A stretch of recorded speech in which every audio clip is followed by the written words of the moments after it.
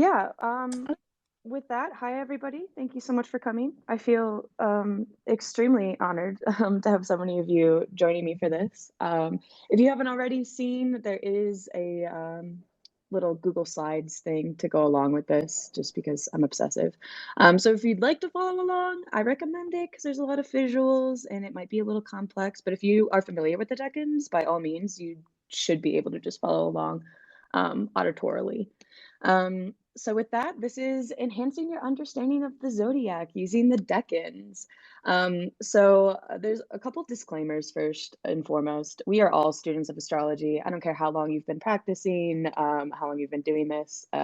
There's always so much more to learn. And that being said, I very much have a lot to learn. So take everything that I say in this with a grain of salt. This was also made during a Mercury retrograde. So ignore any typos, misspellings of things, and please, if there are anything that you see that needs to be corrected, let me know and I will change it as necessary.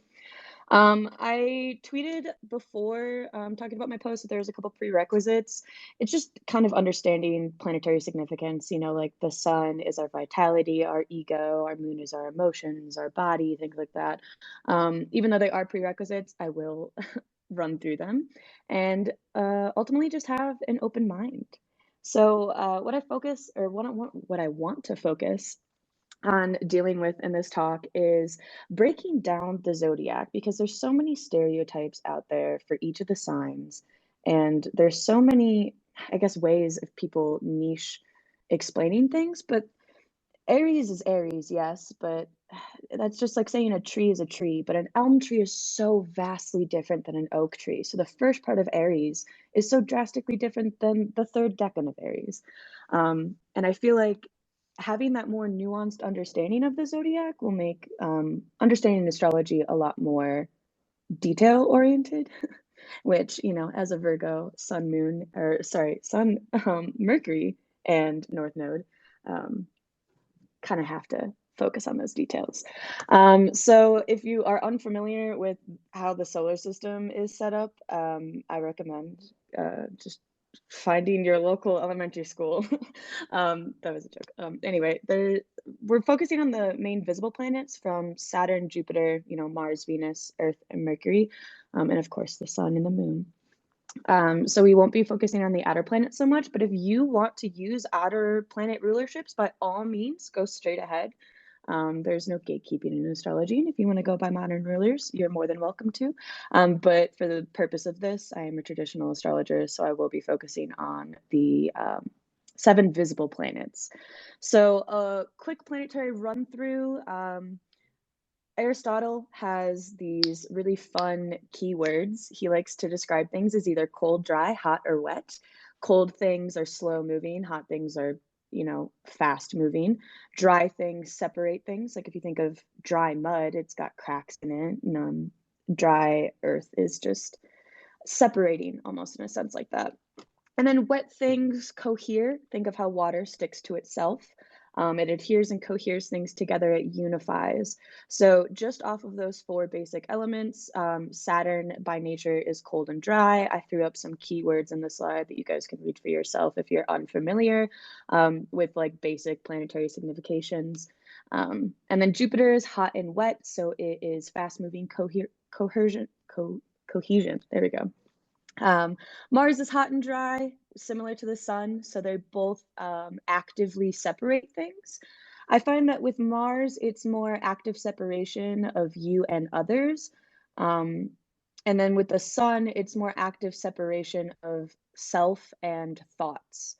So, like what actually comes out of your mouth versus what you think, in a sense. And then Venus and the moon are both cold and wet, which cohere things slowly. And I find that they're pretty commonly associated with the same kind of archetypes like unity, harmony, home, nurturing, friendships, things like that. Um, but obviously, the moon rules over things like your body, and Venus rules over things like pleasant sounds, for a niche example. And then Mercury's the fun planet. It's just all 4. It just gets to be all of them. Um, so moving on, you might be asking, what is a decan if you are not already aware? So a brief history and a little bit of math, but don't worry, it's simple and I'll do all of the hard work for you. So a decan is essentially, it started as this Egyptian system that the Egyptians used to tell time using the diurnal rotation of the, oh, sorry, I'm inviting the co-host. Dude. Sorry, I had to make sure that I was doing it correctly. Oh, I did not accept it. There we go. Okay, sorry.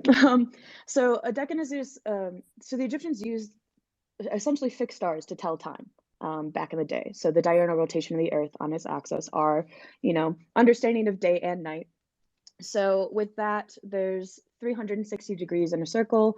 They picked 36 fixed stars to make equal 10-degree segments of just the universe. They just took a space, from every direction and divided it by these fixed stars. And that is paired with the Babylonian Zodiac based on the ecliptic orbit of the planets around the sun, which is, the 12 zodiac signs that we know and love today. And since those 12 zodiac signs fit in a circle, 360 degrees in a circle divided by 12 is 30 degrees per sign. Therefore, if there's each 10-degree segment is a decan and there's 30 degrees in each sign, then each sign is going to have 3 separate decans. They're also known as faces in some traditional text, which also adds an interesting nuance to it because of the fact that of like having different faces. I mean, I guess it fits really well with like a Gemini kind of stereotype, but it's just having different expressions of kind of the same person and the same thing, So moving forward, there's 2 ways to look at the decans. I will be using both rulership ways of looking at it. So the first one is the triplicity order. This one is a little bit easier to conceptualize, in my opinion, so I figured we would start with it first. If you guys are unfamiliar with the thema mundi, it's just the domicile rulership of each of the planets, saying that the moon rules over Cancer, the sun rules over Leo, Mercury gets both Virgo and Gemini. It's mirrored after the luminaries, and then Venus gets Libra and Taurus, so on and so forth, as displayed in the PowerPoint. But the first decan of each sign is essentially ruled by whatever rules over that sign. So, for example, I used Leo for this. The first part of Leo is going to be ruled by whatever rules over Leo, which is the sun. So the first decan of Leo is sun ruled. The second is the domicile ruler of the next fire sign, because Leo is a fire sign, in a counterclockwise rotation. So from Leo, counterclockwise, that would be Sagittarius. So Sagittarius is ruled by Jupiter, therefore the second decan of Leo is ruled by Jupiter. And then the third decan is the domicile ruler counterclockwise of the last sign in the same element. So again, we're looking at just the fire signs. There's 3 elements or 3 signs of each element. So the last one would be Aries, and that is ruled by Mars. So the last decan of Aries or Leo would be ruled by Mars. And you could make it more complicated for yourself and say that the ruler clockwise is the next element. Just remember that if you're going counterclockwise, it's the second decan, and clockwise, it's the third decan. But that's, making things more complicated than they need to be. But sometimes people like to do that. And then the next, we'll get back into that, don't worry. The next way of deciding rulership over decans is using the Chaldean order, which, if you're unfamiliar with, is just talking about the planetary movement speed from our point of view on Earth. So understanding that the entire solar system is heliocentric, astrology is still from a geocentric point of view, from our point of view on Earth. So from where we are, the moon is the quickest thing, the quickest celestial body that moves around us. And then Mercury's next fastest, and then Venus, and then the sun, and then Mars, and then Jupiter, and then Saturn. So if you go from fastest to slowest, you're going in an ascending order because you're moving from the closest earthly body to the farthest celestial body. You are ascending into the heavens. As a great old Henry Cornelius Agrippa would say, which is my source for most of this. But anyway, if you go from the slowest Saturn to the fastest moving planet, you go in the descending order. You are bringing the heavens down to the earthly realm, which is very, very, very important in most astrological magic traditions. Now, the image that I have next to the order of the planets in fastest to slowest is literally a circle. So the arrows are moving in a clockwise direction in this specific image because it's going in descending order. And this is just an image representing that you can start at any point. It's a cycle. It's always going to repeat on itself, and it'll always just keep going. And then if you turn the arrows the other way, it would just be in the ascending order, but we will be using the descending Chaldean order for the purpose of this talk. The next slide is just talking about how there's astrological tarot correspondence. So the 2, 3, 4s of each suit are represented by the cardinal signs of that element. So like wands is fire, swords is air, pentacles is earth, cups is water, etc. The 5, 6, 7 is fixed stars and fixed signs, and then the 8, 9, 10 are mutable signs.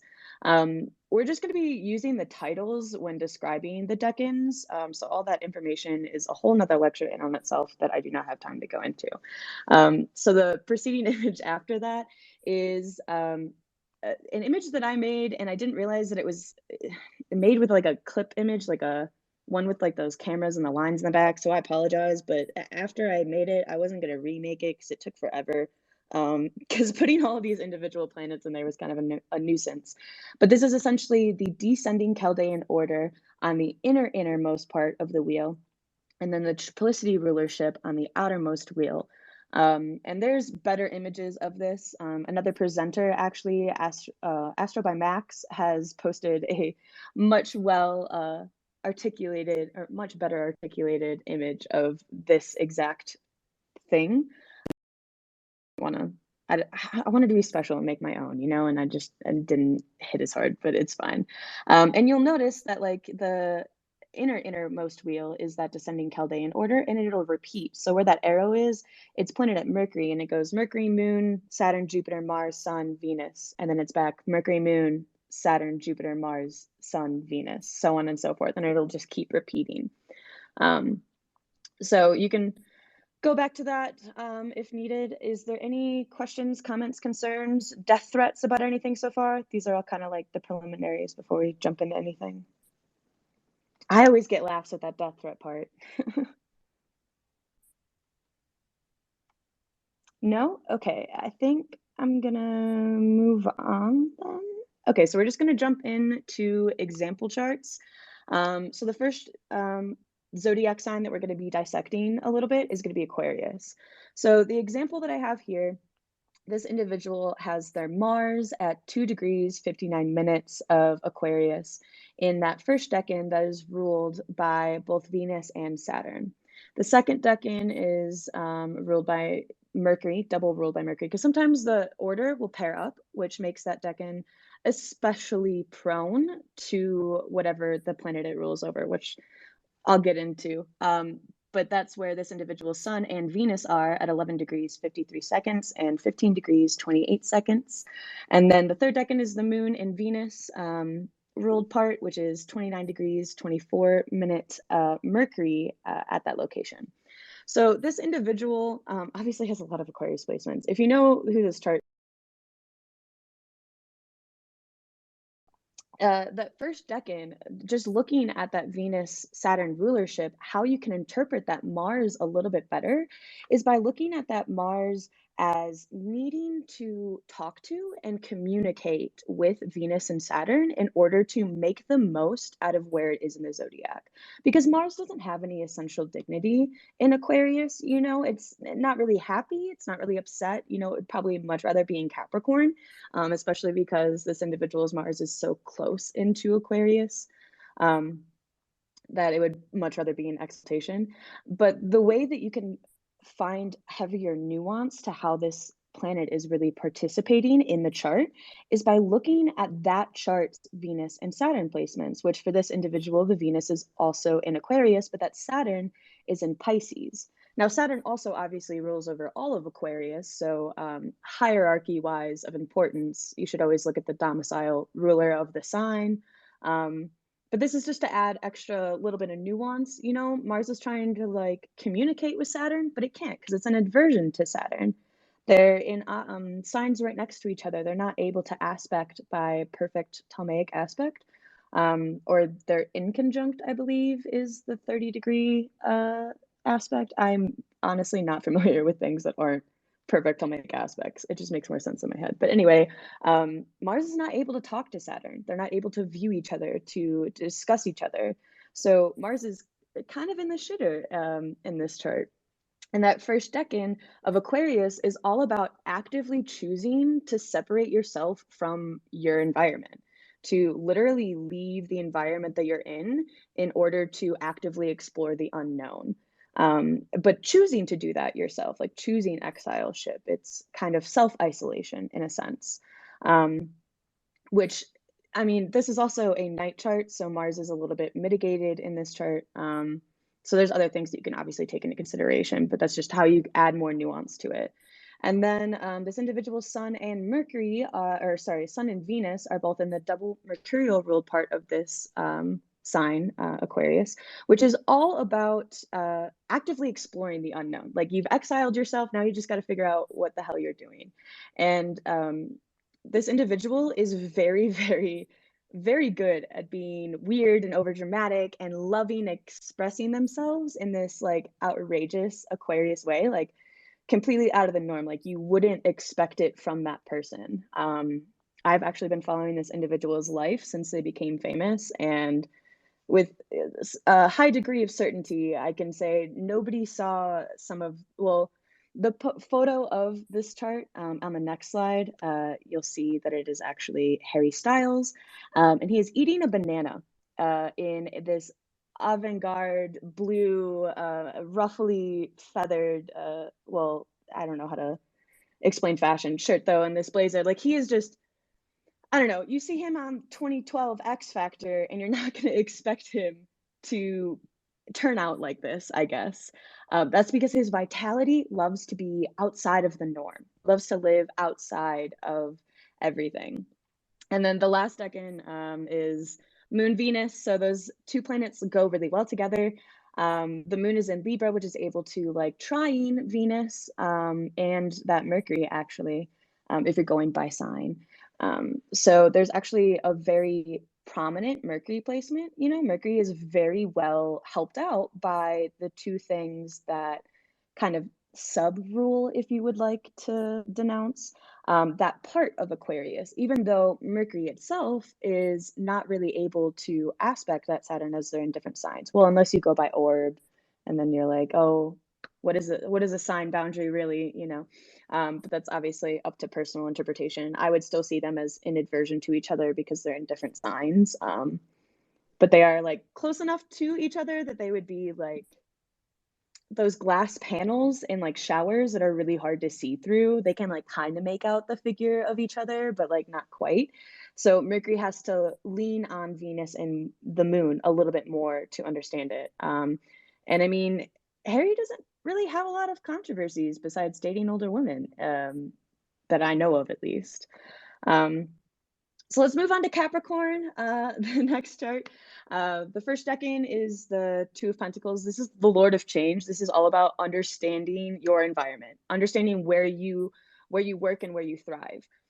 Having a Mars placed here, first of all, Mars is exalted in Capricorn. It's not exalted at this exact degree of Capricorn, but it's still in its sign of exaltation, you know, so it's still pretty nicely placed. It is in a day chart though. It is in the 12th house. This is actually a very large 12th house stellium of Capricorn placements if you include outer planets and the nodes. Well, I guess the node is in there.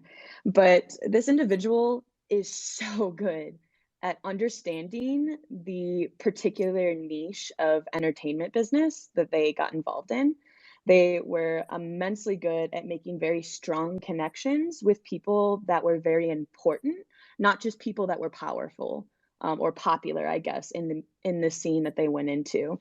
They didn't just gravitate towards whoever was doing the best.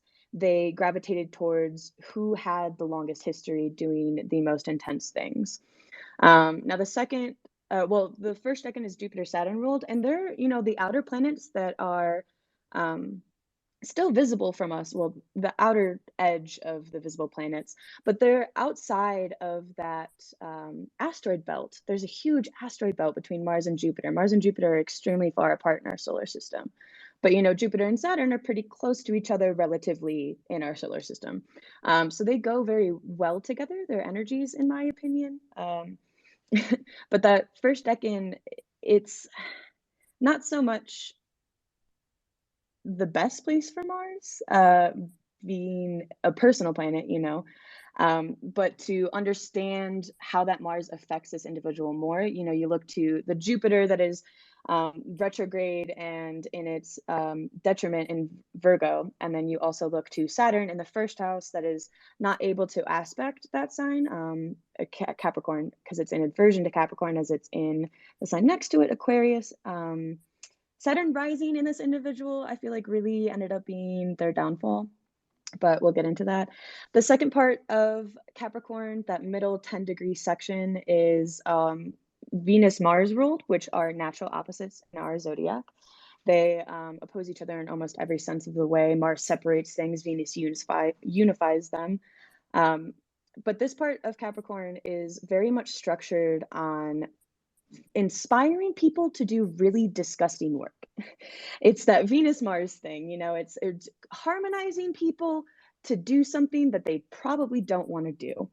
And you know what? This person made very interesting music revolving around topics that a lot of people weren't ready to address at the times that the music was released. Mental health, bringing that into it, drugs, and other aspects of societal disagreement, without a care, though.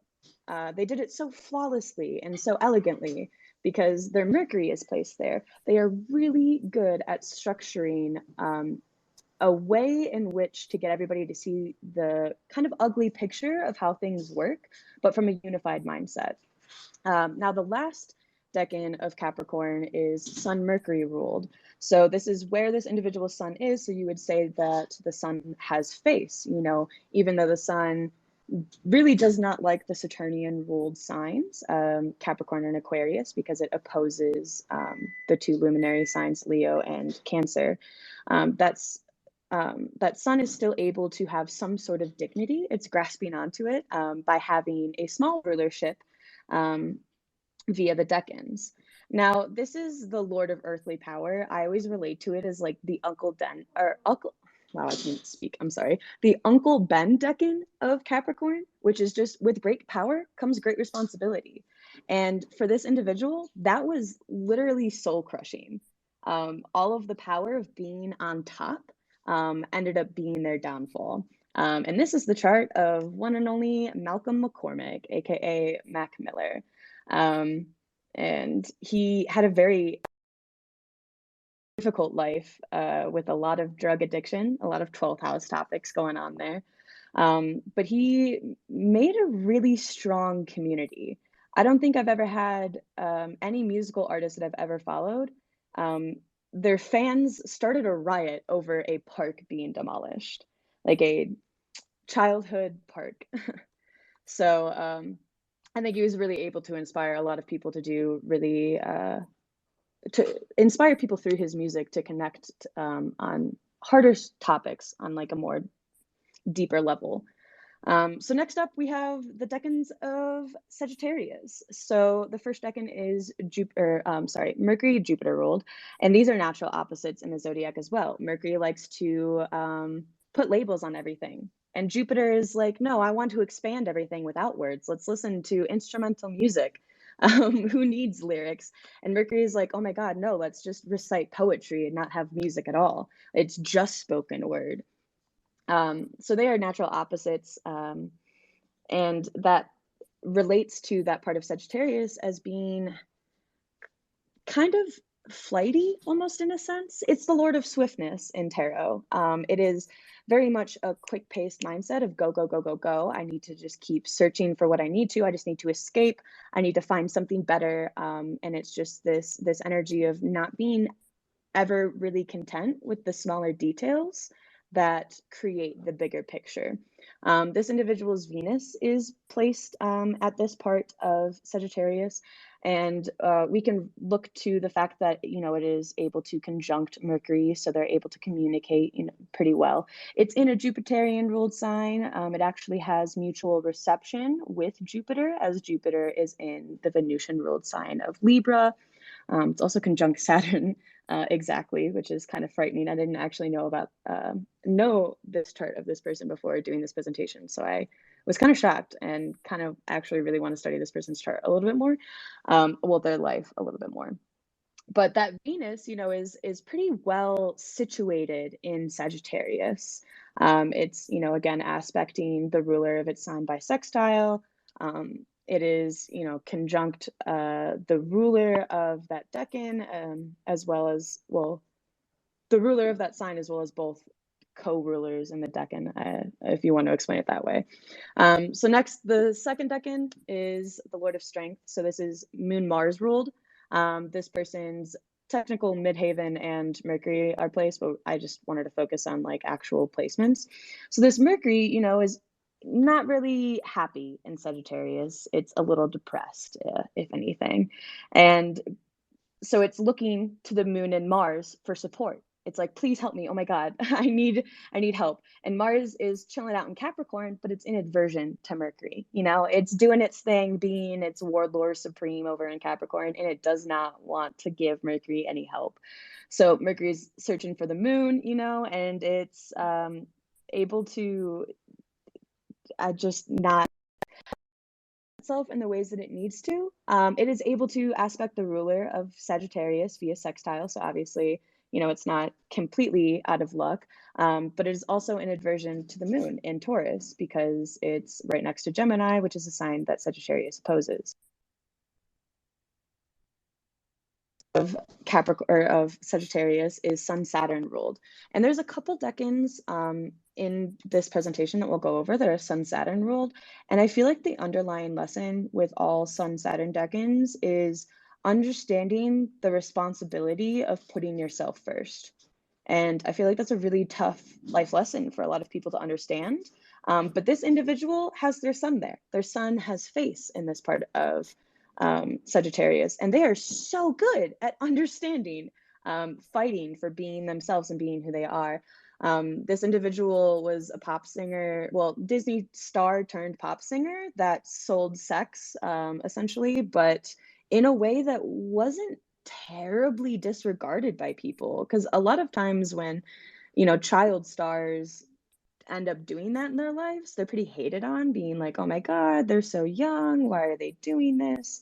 But this celebrity is actually Christina Aguilera, and I feel like she pulled it off pretty well in the end. And, to an extent, is pretty successful and doesn't tend to really care about how people really view her at the end of the day, which is very Sagittarius in quality. So next up, we've got Scorpio. So the fun thing about the Martian ruled signs is that the first decan of both Aries and Scorpio are both double ruled by Mars. So they're double cold ruled, I guess. There's also a part of Leo that is double Mars ruled, but we'll get to that momentarily. So this individual's Mercury is placed there. Mercury is obviously it's 16 degrees away from Mars, also in Scorpio. And it is, being domicile ruled by Mars overall. So it is very Martian influenced. Pretty much everything that this person says, every process that they go through, because Mercury is like our processing unit, right? It's how you intake information, process it, store it, understand it, and then export it into your external world. Now that's kind of, aggressively so with Mars impulsively is like, forceful, like a Mars and Aries person would be, but aggressive is in like sneakily, you just understand everything on a deeper, more complex level. Now, Mars, Mars in this chart really does kind of give away who this chart is, in my opinion, but it's in the part of Scorpio that is Sun Jupiter ruled. And, the Sun is all about self, ego, understanding of self, and Jupiter is abundance, expanding of things, your hopes, your aspirations, your desires. So this person has big dreams. But also to an extent, this is where their Mars is placed, and their Mars isn't in the part of Scorpio that is like double co-ruled by Mars. So it could be in a better place, but it's still, in the sign that it rules over. But looking at where the Sun and Jupiter are placed correspondingly, the Sun in Libra isn't able to aspect Mars.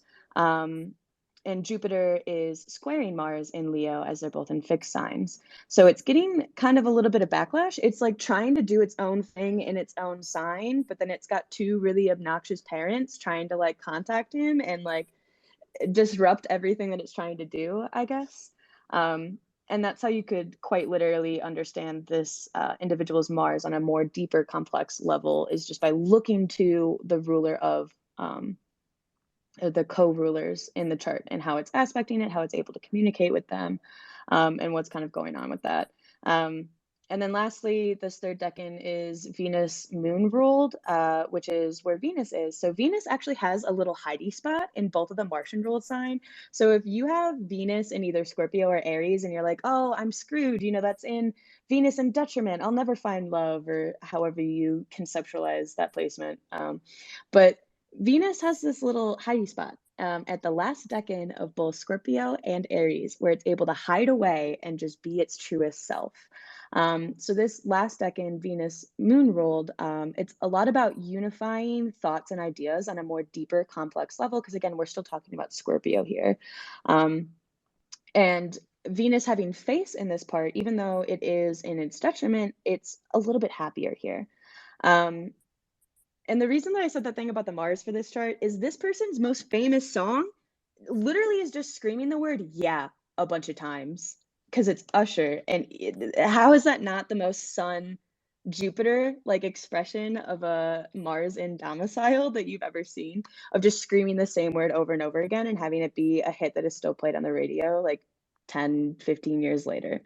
I actually don't know when that song came out, but shout out to Usher for making such a bop. Next up, we have Libra. So Libra's a little interesting of a sign to dissect. So the first decan is, again, that Moon-Venus rulership, but it's like flipped. So if you go back to that original image that I had of both the descending Chaldean order and the triplicity rulership together, it goes from Moon, well, the last part of Scorpio is Moon triplicity ruled, descending Chaldean order Venus ruled, but then Libra, it's the switched, so it's the triplicity rulership is Venus, and then the descending Chaldean order is the Moon. So sometimes you'll get the same kind of energies paired up at the same time without, the exact same order being repeated to an extent. But anyway, this is again a very harmonious and unifying two planets to include together. This individual's Sun and Mercury is placed there. So again, we would look to flavor their Sun and Mercury interpretation a little bit deeper, look to where the Moon and the Venus are placed on the chart. Where are they, what are they doing, and how are they aspecting that Sun and Mercury? Now, Venus is in Libra as well, so it is in its own domicile and is able to conjunct the Sun and Mercury by sign. Obviously, that Mercury Sun Cazimi is pretty early on in Libra, and then that Venus is at 27 degrees, but they're still in the same sign. They're still in the same house. One of them's just got an attic room, and one of them lives in the basement. Well, the Sun and Mercury live together. They're like attached at the hip constantly. But looking at where the Moon is placed in Sagittarius, it's able to sextile those placements by a 60-degree ish orb, or by sign if you want to go that way. So the Sun and Mercury are pretty pretty happily situated in that little part of Libra, even though the sun is in its own fall. It's still able to at least get some support from both Venus and the moon. Um, the second, oh, well, another thing to say about the first decan of Libra is it's the Lord of Peace restored, which is Austin Coppock described it as I forget his name, but the guy that went around and screamed like the British are coming, the British are coming, as like trying to settle down that kind of commotion and being like everything's fine, we're all going to get everything sorted out, and everything will be okay one day. And I really liked that expression of it because it leads into the Lord of Sorrow kind of like drastically, which is a double Saturnian ruled part of Libra and is corresponded with the Three of Swords. So if any of you guys have a familiarity with tarot, this is literally the card, you know, the heart with the three swords stabbed through it, about betrayal, heartbreak. It's the deep connections that you make with people snapping. It's betrayal, it's heartbreak, it's some sort of difficulty that you have to deal with and live with. And this person's Saturn is in that part of Libra. So even though Saturn, you know, enjoys being in the sign of Libra, it's just very heavily ruling itself to an extent, and is very difficult to deal with, I would say, in this part of Libra, at least in my personal experience, and also knowing this person's chart. They were in a very traumatic accident that caused them to be paraplegic for the later half of their life after being extremely successful early in their life, which was very tragic. Now, the third decan is Mars-Jupiter ruled. So again, we see the same opposition between Mercury and Jupiter. So this will have similarities, obviously, to the past decan that we talked about, which I believe was the first 10 degrees of Sagittarius. But this part of Libra is very much trying to find balance in the chaos of living life, and trying to find some sort of common ground in this abundance of information. It's like information overload. Venus obviously has like domicile rulership over Libra, but it would clearly much rather be in the first decan of Libra where it has face via the triplicity rulership. But it, not to say that it's not the best in the third decan, it's just it could be better, you know. I wouldn't also prefer the second decan because in a day chart, well, this is a night chart specifically, but in a day chart, I would definitely not, or in a night chart, that's what I meant, sorry. I would definitely not like something to be in a double decan or double Saturn ruled decan, as in a night chart, Saturn is more malefic, which again really talks to this person's accident and what they had to go through in their life. And it is Christopher Reeves, who was on a terrible horseback riding accident early in his life, right after filming and getting very famous, filming the Superman movies in like the, I want to say late 70s, early 80s, but that might be completely incorrect. So take that with a grain of salt. Now, next up, we've got Virgo, which is my favorite sign to digest because it is so juicy, in my opinion. Now, this is an extreme Virgo stellium. I honestly found it very difficult to get a good Virgo example, so I apologize. But I think this one really, it hits hard. We've got almost, you know, Mars caught under the rays of the sun, very close to the ascendant, moon not too far away, but still, you know, past, oh, I guess is still technically in the first decan. I did make a mistake in this. Oh, wow. I'm just catching that. I'm sorry. I did make this during Mercury retrograde. That was one of my disclaimers. So there's bound to be misinformation. This moon placement should, I will edit it right now, be in that first decan. This individual does not actually, and Mercury should be moved up to the second decan. And then there's no third decan placements in this chart. So I apologize for that. But it's fine. We can still walk through this chart real quick. So the first decan is Sun Mercury ruled, very packed with planetary energy. And this is the patient. This is the I need to sit and wait and understand in order to make a decision, because there's so many possibilities and I can't be sure of what is truly right and what is truly wrong unless I sit and just watch everything happen and take in every bit of information that I physically can. Just because you're actively sitting and being patient doesn't mean that your mind isn't constantly racing and going for it. Especially with, both luminaries, the ascendant and Mars packed in this first decan of Virgo. Um, Now it's Sun Mercury ruled. Sun is in it, so it has face. Mercury is also in the same sign, so it's able to aspect it pretty well. This individual is just very Virgo in nature, not gonna lie. But the second decan, just jumping right into it, is Venus Saturn ruled. So this is kind of polar. Venus likes to unify and harmonize things and put things in cold isolation very far away. So this is an interesting pair up, but another Austin reference. He relates it to sausages. The process of making a sausage is very gross. It is very disgusting, but the end product is kind of delicious. I honestly haven't tasted meat in like 10 years, but I remember it being very tasty.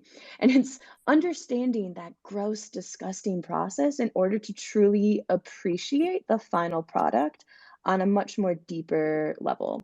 Um, some people with their luminaries in this deck, I've noticed, are the kind of people that, like, if you make them like a handmade card and that card gets somehow ruined 10 years down the road that you like spent a lot of time in, it will emotionally destroy them way more than if they shattered a mug that they had just bought. Um, because they understand the long, difficult process that it takes to like create artwork or something for somebody. And they understand that value of things that isn't necessarily monetarily bought. Now, the last decan of Virgo is Mercury Venus ruled. Now, this is mostly about thinking about the long haul game, thinking about what truly matters to you, what truly has value to you, what unifies you to this existence, and what you really want to take out at the end of the day and appreciate from your life and everything that you go through. So, this part of Virgo is what I call the end game part of Virgo, where you're just constantly thinking 30,000 steps ahead. There's a lot of anxiety in the Mercurial ruled signs of Virgo and Gemini, but I feel like especially so in this last little bit of Virgo. And if you also notice about Virgo, which is really fun, there are two decans which Mercury can have face in. So if you have your Mercury in the first 10 degrees of Virgo or the last 10 degrees of Virgo, your Mercury is not only in domicile and exaltation, but it's also in its face, um, which is kind of a lot of essential dignity to pack into one little planet. So Mercury can function very, very highly in these areas of Virgo. And this is the chart of our 36th president of the United States, short 6-year term from 1936 to 1939, Lyndon B. Johnson. Who served as the 37th vice president from 1961 to 1963 under President John F. Kennedy, and was sworn in shortly after Kennedy's assassination. But he had to deal with so much. I mean, I will never like any US president. I always have some beef with every single one of them. But he had to literally take over after one of the most beloved presidents in the nation was like assassinated in front of everybody, which was probably very difficult to do. But I feel like he, for the most part, didn't fuck it up as bad as our last president. So keeping politics out of it, let's move on to Leo, which is actually my favorite example out of this entire presentation. Even though I did find a way to already talk about Mac Miller. So Leo is super fun. The first decan is Sun Saturn ruled, and it's all about exploring your own individuality, finding out who you are and your restrictions for self, things like that. The second decan is double Jupiterian ruled, so it's a buildup of Jupiter energy. This individual's sun is placed there, so their sun is very heavily influenced by that Jupiter in Virgo, right underneath the ascendant in their first house. Just because of the fact that, even though the sun rules over Leo itself and is kind of ruling itself, it's still looking to Jupiter for some sort of communication on how to express itself on a more detailed level.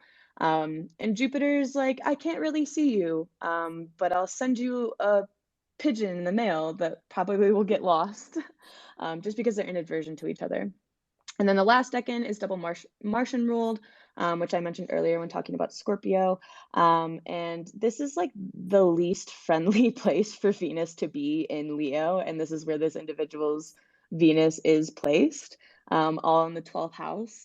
And this is a child actor again, but one who really struggled with public eye life right around the time of 18, like 18 to like 23, I guess, ish, the span of college.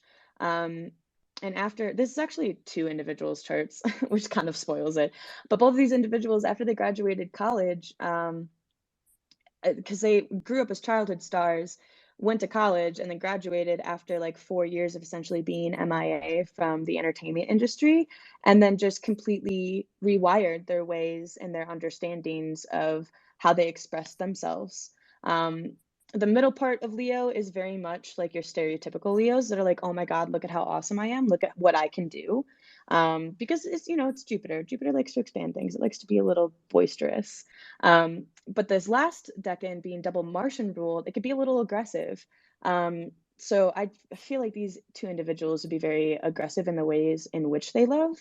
And that could, lead to one of them's successful relationship that they currently have and the other one's eventual fall to his relationships. But these are the Sprouse twins. Cole Sprouse was technically the first chart that we looked at, but they are twins. They're actually fraternal, I think, because one of them is taller than the other. I don't know if that's how it works, but I feel like they're identical enough. But Dylan obviously has like a very similar chart to Cole Sprouse. But they quite literally hid themselves from the world after being, in movies with Adam Sandler at super young ages to just going off, like literally escaping from existence to figure themselves out a little bit better, to figure out what they wanted to do. Now Dylan is like doing podcasts for D&D games, and Cole Sprouse is really into like photography. They found out who they are after taking that, 12th house energy stuff time to themselves. Next up, we've got Cancer, which I'm trying to run through pretty quickly so we have time for questions at the end. Cancer, we get that first decan being that Venus Moon rulership that we've seen in the past. It's very harmonious, very cohesive. This individual's Venus is placed there, so Venus has face, which is going to add to that interpretation of that Venus. And then you would look to the Moon in Pisces being able to superiorly trine that Venus placement, which is a 120-degree angle. But it is being helped out and supported by that moon very greatly, as well as being, in the moon sign. So Venus is very, very happy in this little part of Cancer and is being supported even in this individual's chart. Now, the second decan is Mercury Mars, which this individual's sun is placed in. And Mercury is obviously conjunct the sun to a very loose degree that's in the same sign. And Mars is in aversion to the sun, as it is in the sign adjacent to Cancer, Gemini. So because of that, this person's ego, it can kind of, in a sense, they're able to work their way around actually confronting the issue in a very charismatic manner. Just because that, Mars is in Gemini, Sun's in Cancer. Cancer is a very indirect sign, and Gemini likes to talk to a very simplistic way of understanding. But we'll get into a deep dive of Gemini momentarily. Now that last decan of Cancer is Moon Jupiter ruled, and this is where that individual's Mercury is placed. It is ruled by, Jupiter, and Mercury is the opposite of that. But Jupiter is able to form a trine with that Mercury because it's down in Scorpio at the bottom of the chart there. And Mercury has kind of the upper hand over that Jupiter placement via aspect, so that when Jupiter tries to help out Mercury, it is actually to Mercury's benefit and not to its detriment because it's a planet of opposite nature. And this is the chart of none other than O.J. Simpson, who the photo that I chose for this definitely had to be the one of him putting on the glove, which in my opinion totally fit his hand. Anyway, moving on to Gemini now. This is to denounce all of the talkative stereotypes, I guess, of Gemini. The Saturn Sun, the last part of it, skip forward, we'll go backwards on this one. That Saturn Sun part is very much about understanding, oh, well, for this individual specifically with their own Mercury here, the repercussions of what you do in your life and how you go about doing the things that you're passionate about. Because Saturn likes to have those boundaries and restrictions of natural law, but Saturn is not able to aspect this Mercury. And the Sun is, but it's very far away. They are conjunct by sign, not to say anything else. But that Saturn is just not able to help out that Mercury in any way that it's looking for. And all of these Gemini placements are also conjunct the descendant, which this person very much, they're known as one of the greatest songwriters of history, especially of love songs, songs about the other. And that I think speaks to the second decan placement that they have, which is the Venus in the Venus-Mars ruled part of Gemini. Now, this is a very hermaphroditic part of Gemini. Going back to the hermaphroditic quality of Mercury is just a planet itself, being hot, dry, cold, and wet. It's just able to kind of do a little bit of everything. And Venus being placed there, it's a little bit happier. And then the first decan of Gemini is that opposition of Mercury and Jupiter again that we've seen before. This individual's sun is placed there, and it is able to aspect that Mercury, but it is not able to aspect that Jupiter. Well, it is by degree, but not by sign, because I believe that there is like sign boundaries personally between each of them. So it's kind of like, again, that glass pane that you can kind of make the image out of, but can't exactly communicate. It's like the soundproof glass.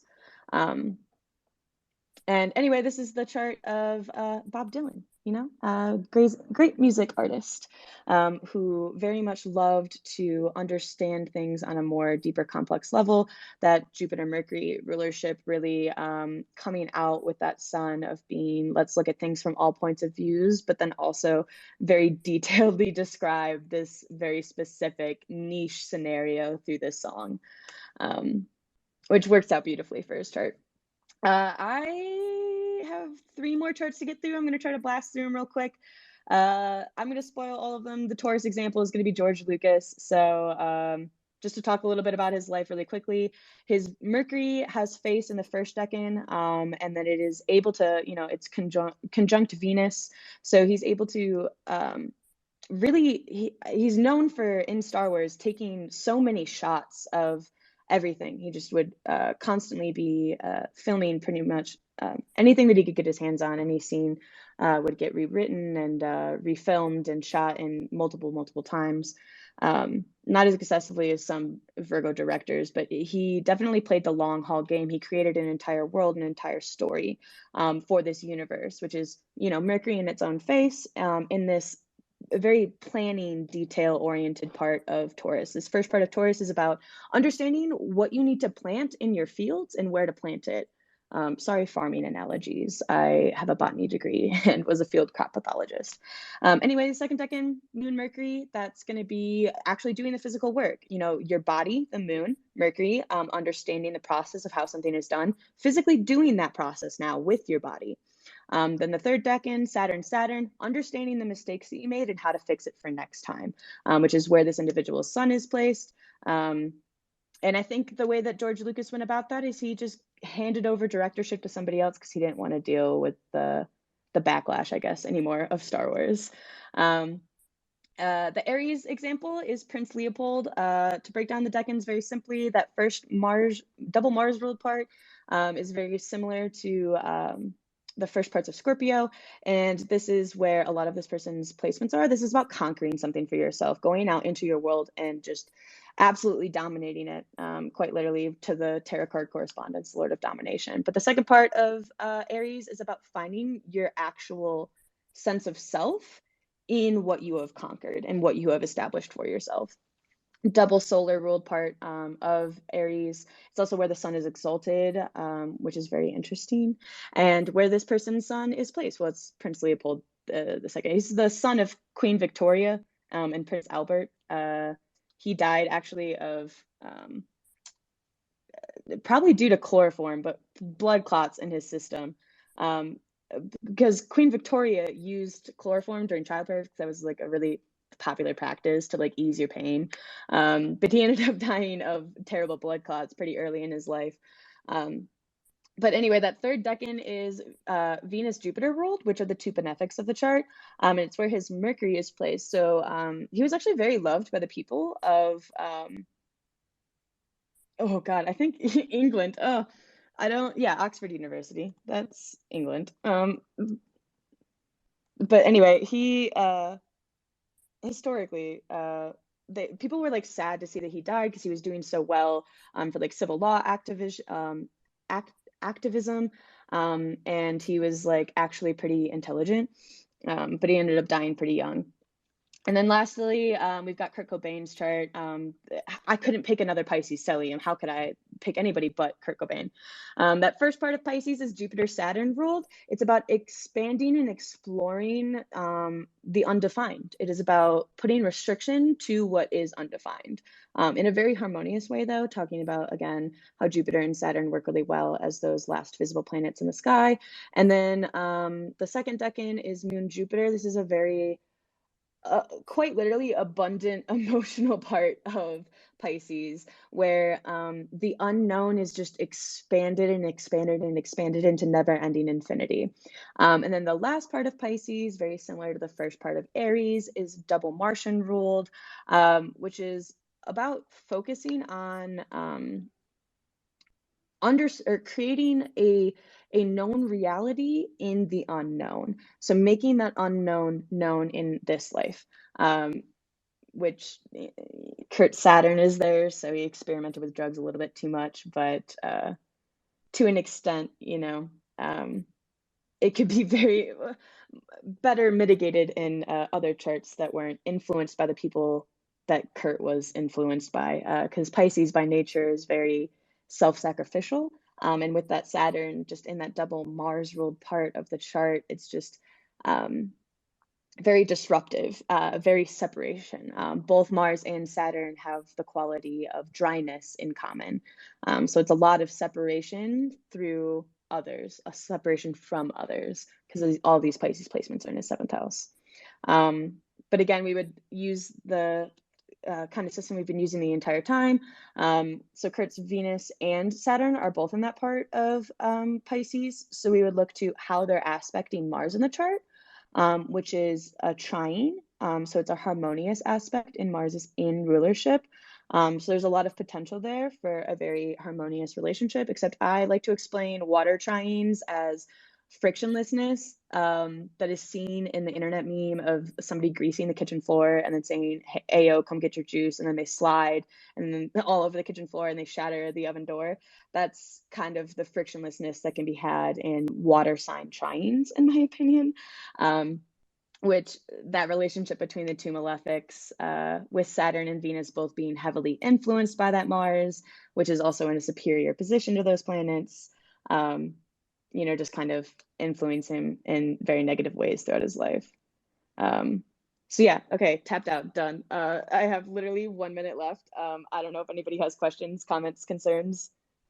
Also, again, death threats. I'm open to any criticism, I welcome anger.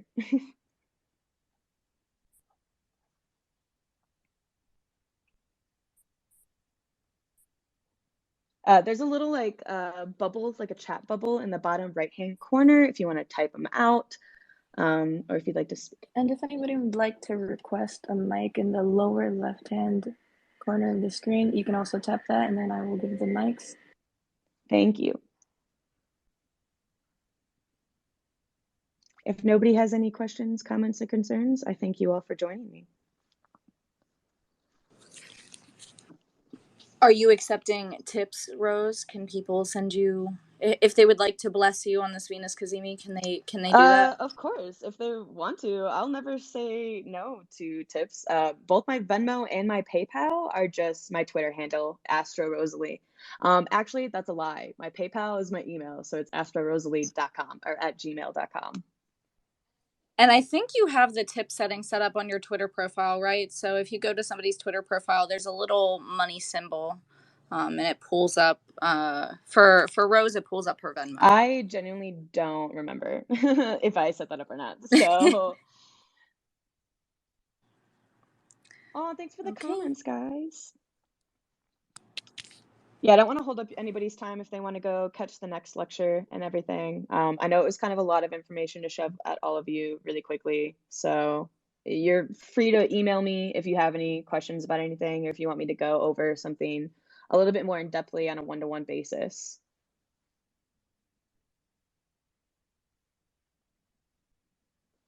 I guess I'll just hang out and sit here. Again, I'll request here.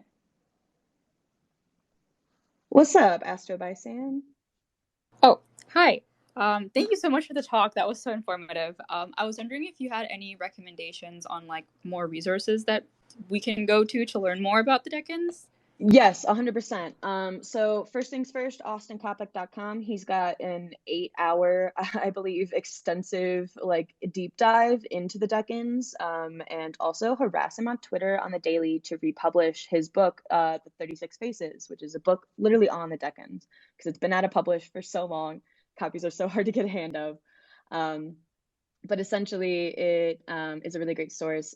Most of this source information, mostly about like the Chaldean order and things like that, is taken from Cornelius Agrippa's books, specifically chapter 37, which is of the faces and their virtues of those images that are outside the Zodiac. It's a very long chapter title.